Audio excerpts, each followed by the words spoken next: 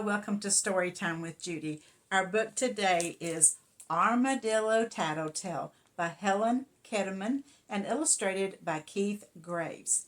Well, long time ago, armadillos had real long ears, according to this tale. And because they had long ears, they were very slow because they had to drag those ears around, but they could hear really well. With this particular armadillo, he would eavesdrop on conversations between his friends. Then he would go and tell another friend what they were saying about him. But he would always get it wrong, and it would cause a lot of trouble. Let's find out what happens to him and what happens to his big long ears. In the bare bones beginning, Armadillo's ears were as tall as a jackrabbit's and as wide as a steer's horns. With such wonderful ears, Armadillo could hear anything and everything, and he loved nothing better than eavesdropping on other animals and telling tales about what he heard. But as good as his ears were for hearing, they dragged in the dirt and stuck in the muck after a rain, and always made him trip. Thus Armadillo was the slowest of creatures. And since the other animals disliked him for telling tales, they beat him to the watering hole every day, and forced Armadillo to scrounge through the mud for a puddle of murky water to drink. It tasted awful and practically made him sick, so he drank as little as possible and was always thirsty. One day, as Armadillo stumbled around searching for a puddle, he overheard Egret whisper to Turtle, "Blue Jay's feathers are looking a bit scraggly. I wonder if the poor bird is sick. I'll call him tomorrow to see if I can help." But Armadillo went to Blue Jay first, twitching his little tail as he spoke. "I heard Egret talking about you," he said in a sing-song voice. "She thinks you're scraggly looking." Blue Jay squalled and bawled, and he squawked and he gawked, and he otherwise threw one humongous hissy fit. Squawk, squawk, squawk. When Egret heard what had happened, she was straight away to Armadillo. "What you told Blue Jay was not true. Anyway, my words were not for your ears," she scolded, and she pecked his ears good and proper, and gave him the what for, and how come, and why not. Armadillo cried great big armadillo tears, and he promised never to tell tales again. But the next day, while searching the mud for a sip of water, Armadillo heard Muskrat and Butterfly talking, and he hid in the bushes to listen. Rattlesnake's rattles used to be terribly out of tune, but now they sound wonderful. She must be taking music lessons, said Muskrat. Armadillo tripped over to where Rattlesnake lay warming herself in the sun. He shifted his weight from foot to foot in an awkward armadillo dance. Rattlesnake opened an eye and Armadillo grinned. "I heard Muskrat talking about you. He said your rattles sound terrible and out of tune." Rattlesnake rattled, and she prattled, and she fussed, and she cussed, and she otherwise threw one humongous hissy fit. Prattle, hisses. When Muskrat heard what had happened, he scurried to Armadillo. "You twisted my words into something I did not say," he shrieked. "Besides, my words were not for your ears." And he wick-whacked his tail at Armadillo, and gave him the what for, and the how come, and the why not.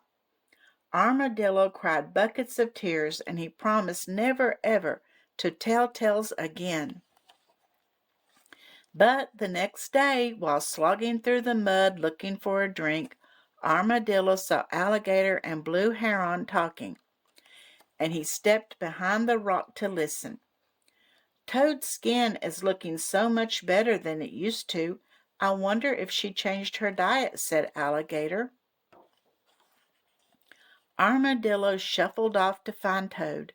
"I heard Alligator say your skin is plug ugly and you should go on a diet," he said with a twinkle in his eye. Toad hopped and she flopped, and she wailed and she railed, and she otherwise threw one humongous hissy fit. Croak, ribbit, croak! When Alligator found out what Armadillo had said, she hurried to find him. Why did you tell Toad those things? I never said them, she snapped. Anyway, my words were not for your ears. She gave him the what for and the how come and the why not. And now, she said, I'll fix your ears so you won't be snooping and telling tales again. And she opened her mouth and gnashed and clashed her big, strong alligator teeth. And then she nipped and snipped and clipped at Armadillo's ears until there was nothing left but tiny, teeny, itsy, weeny little ears. When she finished, Armadillo looked at his reflection in the puddle. His ears were so tiny. Then he started to cry. Oh, did he cry! He raised such a ruckus that all the animals came to see what had happened. When they saw his ears, his new teeny, tiny, itsy, weeny little ears, they stared and they gawked and they whispered. Armadillo stopped crying. What? He asked. What are you whispering? Everyone gaped at Armadillo because, for the first time, he hadn't quite heard. It was not for your ears anyway, Muskrat called out. Armadillo's face turned red. He did not hear the whispers. But I heard that, he said, chasing after Muskrat. In seconds, Armadillo caught him.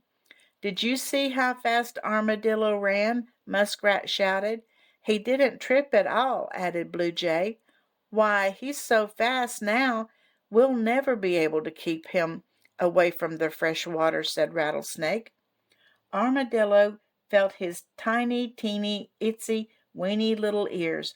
Fresh water, he shouted.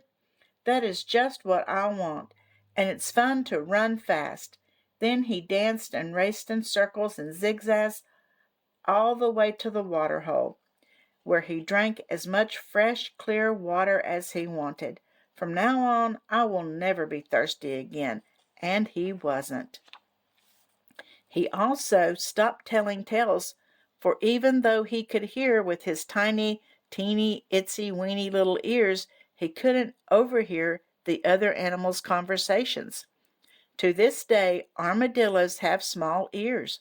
They always drink their fill of fresh water, and you may hide in the bushes and listen as long as you like, but you will never, ever catch an armadillo telling tales. Well, that was cute, wasn't it? I guess that teaches us a lesson. If you hear someone talking about something, don't run and tell it, because then you're telling tales. You never know, you might get your ears snipped off. I hope you enjoyed this story, and I'll see you again tomorrow. And don't forget to like and subscribe.